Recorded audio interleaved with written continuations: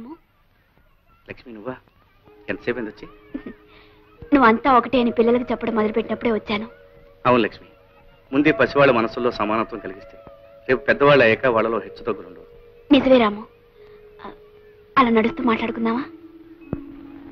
రాము, దేశానికి వెన్నెముక పల్లసీమలని శంకరం మాస్టారు నాతో ఎన్నోసార్లు చెప్పేవారు. అలాంటి పల్లెకి నీలాంటి మనిషి ఊపిరి ప్రాణం. రాము, మనసుండే ఆలోచన ఉన్న ఏ మనిషికైనా నీ ఆశయాల్లో పాలు పంచుకోవాలనిపిస్తుంది. నాకు అవకాశం ఇవ్వు. రేపటి నుంచి నేను స్కూల్కి వస్తాను. నీతో పాటు పిల్లలకు పాఠాలు చెప్తాను. లక్ష్మి, ఇది నేల మీద నిలబడి ఓ మామూలు మనిషి సాగించే పోరాటం. నువ్వన్నీ ఉన్నదానివి, అంతస్తులో పెరిగిన దానివి. నీకెందుకు ఇష్టం? రాము, ఎవరైనా సరే మనిషి పుట్టినంత మాత్రాన మనిషి అనిపించుకోడు. ఏదో ఒకటి చేసి ఎంతో కొంత సాధించి ఆ బ్రతుకి ఒక అర్థం కల్పించుకోగలిగితేనే నిజమైన మనిషి అనిపించుకుంటాడు. అది నువ్వు సాధించి ఈ ఊరికే ఒక గొప్ప వ్యక్తివి, మహాశక్తివి కాబోతున్నావు.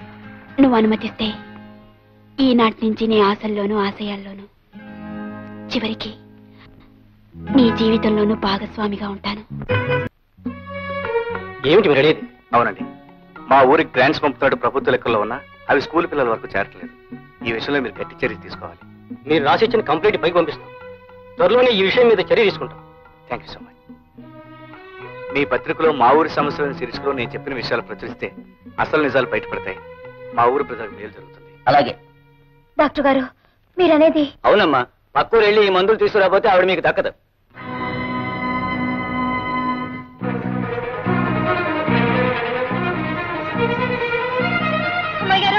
హడావిడిగా వస్తున్నావు? బాబు గారు, మా అత్తకి జ్వరం బాగా ఎక్కువైపోయినది.